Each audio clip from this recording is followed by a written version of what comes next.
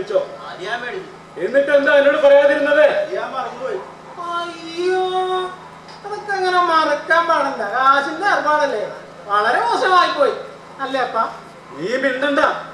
ഞാൻ മിണ്ടല്ലേ, ഈ അപ്പം മിണ്ട. മേടിച്ചാലും കൊടുത്താലും ഒന്നും മറക്കാൻ പാടില്ല. ഈ അപ്പൻ കണക്ക് ചോദിക്കുമ്പോഴേ ഈ ഞാനാ സമാധാനം പറയണ്ടേ? കാലന്റെ കണക്കെഴുതുന്ന ചിത്രത്തിനെ പോലെ അപ്പനെ കണക്കപ്പിള്ള അങ്ങനെ ജീവിച്ചാൽ മതിയാ? മിണ്ടാതിരിക്കണം, മറക്കരുത്. എന്റെ അപ്പനെ ധിക്കരിച്ച് എന്തെങ്കിലും പറഞ്ഞാൽ മരുമക്കളൊന്നും ഞാൻ കണക്കാക്കില്ല. രണ്ടിനെ ചവിട്ടി പുറത്താക്കും. പള്ളിമുറ്റത്തൊരു ഉണക്ക തയ്യക്കടയിട്ടിരുന്ന നിന്നെ മാവെങ്കിലും മരുമകനാക്കിയതിന് പോയി നൊവേന കൂടറാ.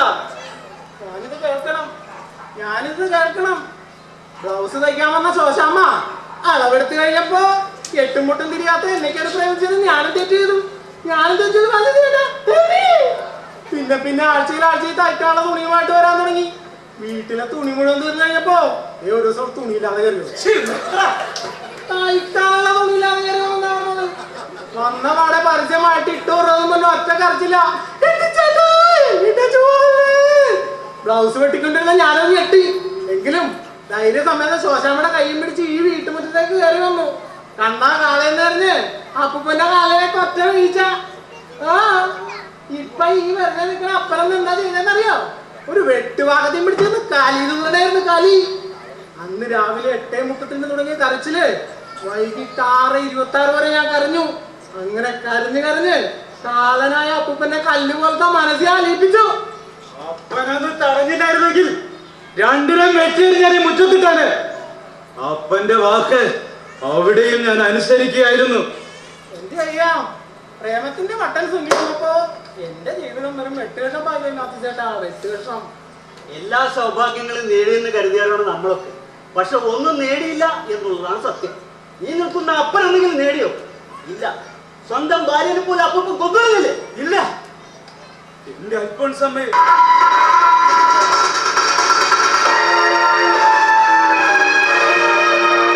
ആരും കൊന്നതല്ല, അവൾ ആത്മഹത്യ ചെയ്തതാ. ആത്മഹത്യ? കൊലപാതക ആത്മഹത്യക്ക് മാറ്റല്ലേ? അപ്പനൊരു പാവമായതുകൊണ്ട് അതെല്ലാം വിശ്വസിച്ചു. എന്റെ അപ്പനങ്ങനെ ചെയ്യില്ല. അമ്മച്ചി മരിക്കാനുള്ള കാരണം? എല്ലാത്തിനും കാരണക്കാരൻ ഈ ഞാൻ തന്നെ. ഞാൻ കാരണമാ എന്റെ അൽഫോൺസമ്മ മകനും എനിക്ക് നഷ്ടപ്പെട്ടത്. മകനാ? ആ ചെറുപ്പത്തിൽ ഒരുത്തിന് ഒളിച്ചോടി പോകാനായിട്ട് ലില്ലിക്കുട്ടി പറഞ്ഞ ഞാൻ കേട്ടിട്ടുണ്ട്. 2 പെൺമക്കൾ ജനിച്ചതിന് ശേഷം നേർച്ചയും കാഴ്ചയും വെച്ചുണ്ടായ ഏക ആൺതരിയായിരുന്നു എന്റെ മകൻ തോമാച്ചൻ. കുട്ടിക്കാലം മുതലേ അവൻ വലിയ കുസൃതിക്കാരനായിരുന്നു. ഞാൻ അവനെ തല്ലാത്ത ദിവസങ്ങളില്ല. 10 വയസ്സുള്ളപ്പോൾ മുതൽ അവനൊരു ക്രിമിനൽ സ്വഭാവമായിരുന്നു. എന്തെങ്കിലുമൊക്കെ സൂത്രങ്ങൾ പറഞ്ഞ് ആളുകളെ കബളിപ്പിക്കുക എന്നത് അവനൊരു രസമായിരുന്നു. ഒന്നും കണ്ടില്ലെന്ന് നടിച്ചു, പലതും സഹിച്ചു. പക്ഷേ ഒരു ദിവസം അവൻ അപ്പന്റെ മേശയിൽ നിന്ന് 100 രൂപ എടുക്കുന്നത് ഞാൻ കൈയോടെ പിടിച്ചു. അന്ന് ഞാൻ അവനെ ഒരുപാട് തല്ലി. നീ എവിടെയെങ്കിലും പോയി ചത്ത് തുരയാണെന്ന് പറഞ്ഞ് ശപിച്ചു. അന്ന് രാത്രി അവൻ എങ്ങോട്ട് ഇറങ്ങിപ്പോയി. ഞങ്ങൾ അവനെ അന്വേഷിക്കാത്ത സ്ഥലങ്ങളില്ല. പക്ഷേ ഞങ്ങൾക്ക് അവനെ തിരിച്ചു കിട്ടിയില്ല. ആ വിഷമത്തിൽ പിന്നീട് എന്റെ അൽഫോൺസമ്മ എന്നെ വിട്ടുപോയി.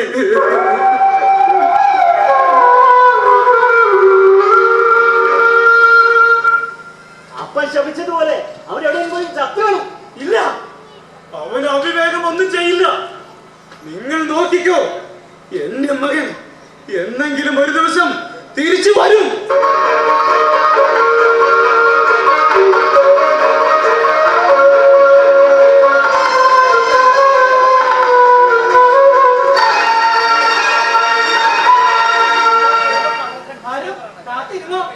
ഇനി അഥവാ വന്നാലും എനിക്കത് സഹിക്കാൻ പറ്റത്തില്ല. അവൻ ജീവിച്ചിരിപ്പുണ്ടെങ്കിലേ തിരിച്ചു വരൂ.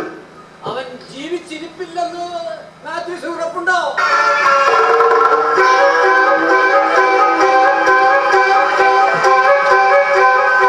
ഉണ്ടോ? അത് അതിരിക്കട്ടെ.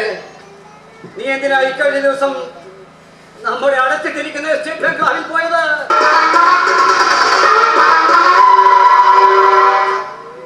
ആര് പറഞ്ഞു ഞാൻ അവിടെ പോയത്? എസ്റ്റേറ്റിനെങ്കാളിലെ ഒരു പണിക്കാരൻ നിന്നവിടെ കണ്ടതായിട്ട് എന്നോട് പറഞ്ഞു. അത് ഞാൻ വെറുതെ പോയപ്പോ ഒന്ന് കേറിയതാണ് അപ്പൂപ്പ. അടഞ്ഞു കിടക്കണമെങ്കിലും ഇടയ്ക്ക് പോയി നോക്കണ്ടേ? അതൊക്കെ വളരെ നല്ലതാ. പിന്നെ എന്റെ മകൻ എന്റെ പോലോച്ചന്റെ മകൻ തോമാച്ചൻ അവൻ ജീവിച്ചിരിപ്പില്ലെന്ന് നീയൊക്കെ പറഞ്ഞല്ലോ. എങ്കിൽ കേട്ടോ, അവന്റെ കഥ എനിക്ക് വന്നത്. അതെടാ, എന്റെ എല്ലാ സ്വത്തുക്കളുടെയും ഏക അവകാശിയായ എന്റെ ചെറുമകൻ തോമാച്ചൻ വർഷങ്ങൾക്ക് ശേഷം നാളെ തിരിച്ചു വരുന്നു.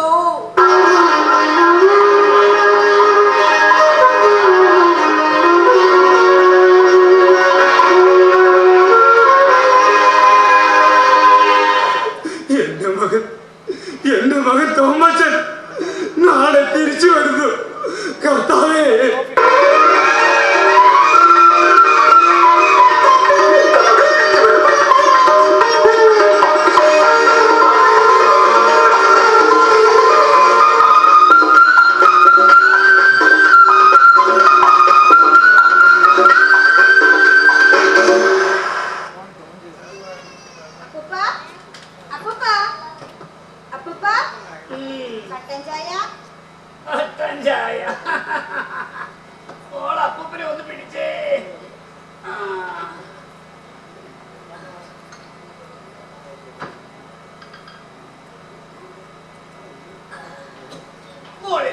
വേണ്ട പപ്പ, കുടിക്ക് അങ്ങോട്ട് പോണേ, അങ്ങോട്ട് വലിച്ചു കുടിക്ക്.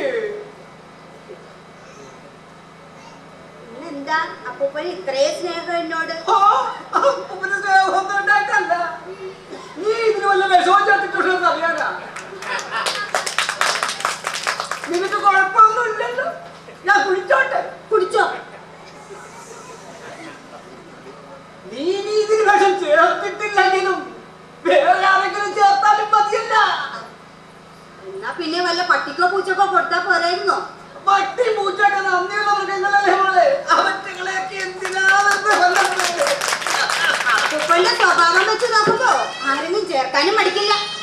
നീ ഇതിന് വിഷം ചേർത്തിട്ടില്ലെങ്കിലും ചേർത്തിട്ട് സംശയം ഉണ്ടല്ലേ?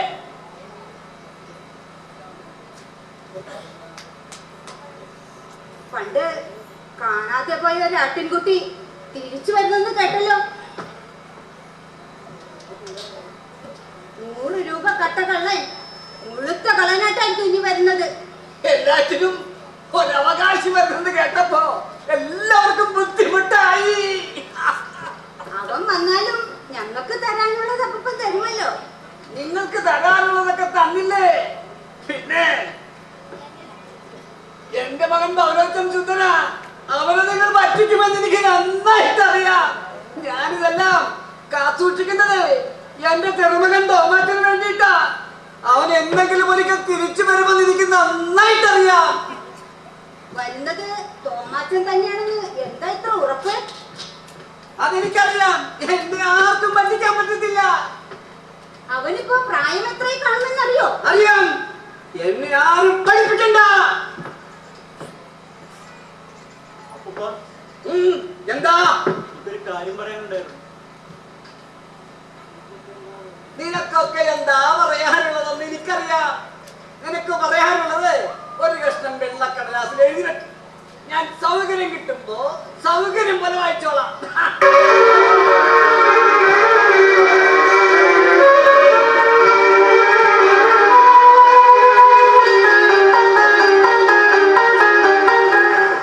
ഇതാണ് ഈ അപ്പൂപ്പന്റെ സ്വഭാവം. നമ്മൾക്കൊന്നും ഈ വീട്ടിൽ ഒരു സ്വാതന്ത്ര്യമില്ല. ചേട്ടാ, ഒന്ന് നിന്നെ. എന്തേ? ചേച്ചിയോട് പറഞ്ഞ് ഒരു വിസ റെഡിയാക്ക്, നമുക്ക് ജർമ്മനിയിലേക്ക് പോകാം. നമ്മൾ എന്തിനാ മറ്റുള്ളവരെ പഠിച്ച് ഒളിച്ചു കൊടുക്കുന്നത്? നമുക്ക് ഇവിടെ തന്നെ ജീവിക്കാൻ പറ്റുമെന്ന് നോക്കണമല്ലോ. ആങ്ങളെയാണെന്ന് പറഞ്ഞിട്ട് വരാൻ പോകുന്നുണ്ടല്ലോ. അവന്റെ ശല്യം കൊണ്ട് നമുക്കിവിടെ ജീവിക്കാൻ പറ്റുമെന്ന് തോന്നുന്നുണ്ടോ? ആര് വന്നാലും നമ്മളൊരു ചുക്കും ചെയ്യാൻ പോണില്ല. പേടിക്കാണ്ടിരിക്കും. ഞാൻ എങ്ങനെ പേടിക്കാതിരിക്കും? എന്റെ ഭർത്താവ് എന്ന് പറയണവനെ കൊണ്ട് ഒന്നിനും കൊള്ളത്തില്ലല്ലോ. എനിക്ക് നേരത്തെ അറിയാം. എനിക്ക് നേരത്തെ തന്നെ ചില സംശയങ്ങൾ ഉണ്ടായിരുന്നടി. ഇപ്പൊ ശരിക്കും രാത്രിസേരൻ ഞാൻ കുറ്റം പറയില്ല. ഭാര്യ ജർമ്മനിയിലായതുകൊണ്ട് വെറുതെ മാനത്തോട് നോക്കി കിടക്കുന്ന മനുഷ്യനാണ്. പക്ഷെ ഇവര് തന്നോട് ഞാൻ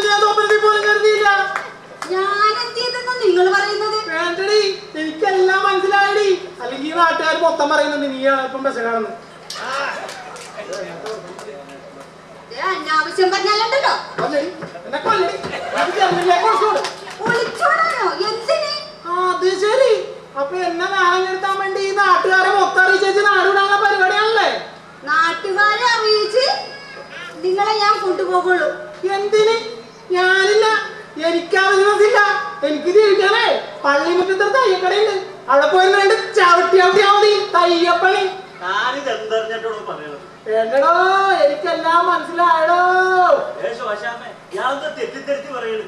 എടോ, ഇവിടുത്തെ കഷ്ടപ്പാടുകൾ കണ്ടിട്ട് നമുക്കെല്ലാം കൂടി ജർമ്മനിലോട്ട് പോയാലോ എന്ന് ആലോചിക്കായിരുന്നു ഞങ്ങള്. ആണോ ഡിസോസേ?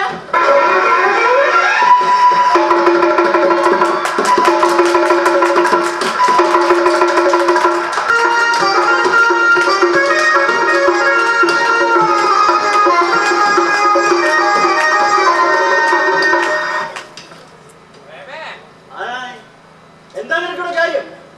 ഇവരെ കണ്ടിട്ട് തെരുവിൽ സർക്കസ് നടത്തുന്നതാണോ തോന്നണത്? സർക്കസ് ഒക്കെ തെരുവിൽ മതി, വീടിനകത്ത് വേണ്ട. സർക്കസിന്റെ വീടിനകത്താ കളിക്കാൻ പോകുന്നത്. അത് ശരി, എന്നാ ഞങ്ങളുടെ മുമ്പിൽ സർക്കസ് ഒന്ന് കളിച്ച കണ്ടേ.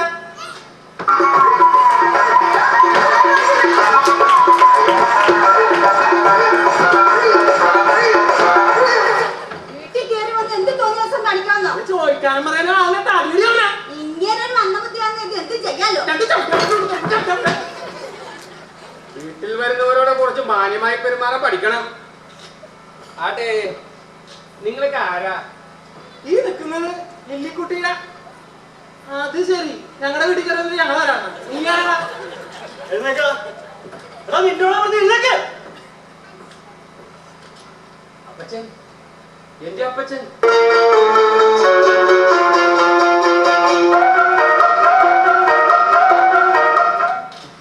അപ്പച്ചനെ മനസ്സിലായില്ലേ? ഞാൻ തോമാച്ചനാ.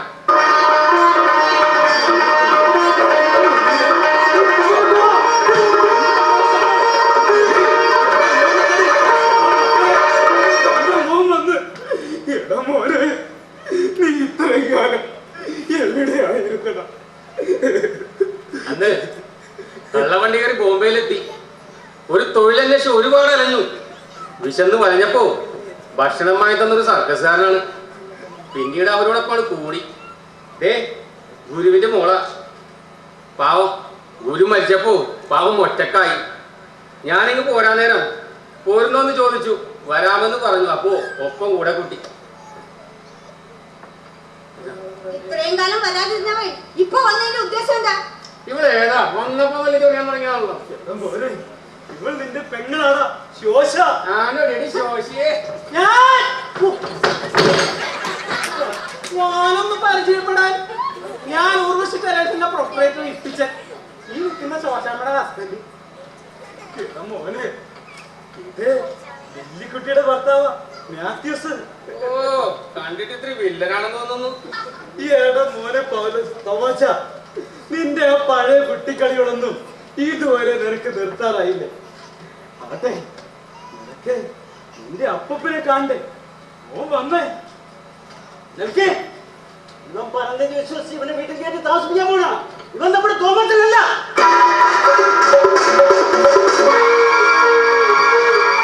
ഞാൻ പറഞ്ഞില്ല എങ്ങനെ ഇത്തിരി വില്ലനാണെന്ന്. ഇവൻ വന്നപ്പോഴേ എനിക്ക് ചില സംശയങ്ങൾ ഉണ്ടായിരുന്നു. പിന്നെ ഞാനത് ആരോടും പറഞ്ഞില്ലെന്നേ ഉള്ളൂ. നിങ്ങൾ ആരും സംശയിക്കണ്ട. 10ാമത്തെ വയസ്സിലാണ് ഞാനിവിടുന്ന് പോയത്. കുറച്ച് കൊല്ലങ്ങൾ കഴിഞ്ഞപ്പോ തിരിച്ചു വരാൻ ഒരുങ്ങിയതാ. പക്ഷേ ഒരു കൊലപാതക കേസ് ഇപ്പോഴും ജയിലിലായിപ്പോയി. നീ എന്തൊക്കെ പറഞ്ഞാലും നീ ഇവിടത്തെ തോമച്ചാണെന്ന് ഞങ്ങൾ ആരും വിശ്വസിക്കില്ല. വേണ്ട, നിങ്ങൾ ആരും വിശ്വസിക്കണ്ട. എന്റെ അപ്പച്ചൻ മാത്രം എന്നെ വിശ്വസിച്ചാൽ മതി. അപ്പച്ചൻ എന്താ ഒന്നും മിണ്ടാത്തത്? എനിക്ക് വിശ്വാസം. പക്ഷേ ഇവരെല്ലാവരും ഇങ്ങനെ പറയുമ്പോ ഇനിയല്ലേ അപ്പൻ തീരുമാനിക്കട്ടെ.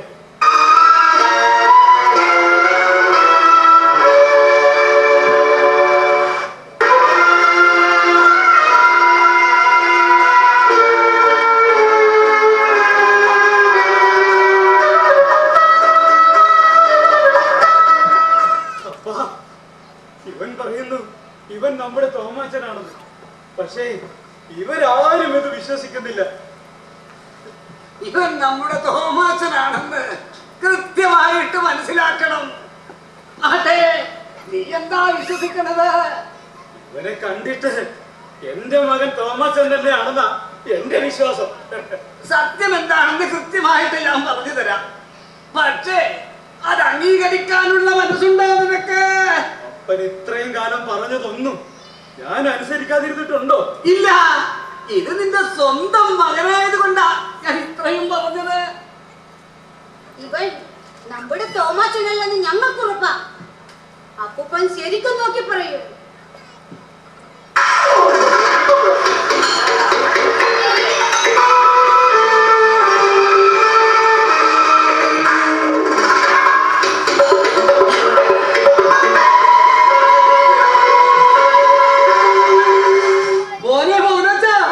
ഇവൻ നമ്മുടെ തോമാച്ചനല്ല.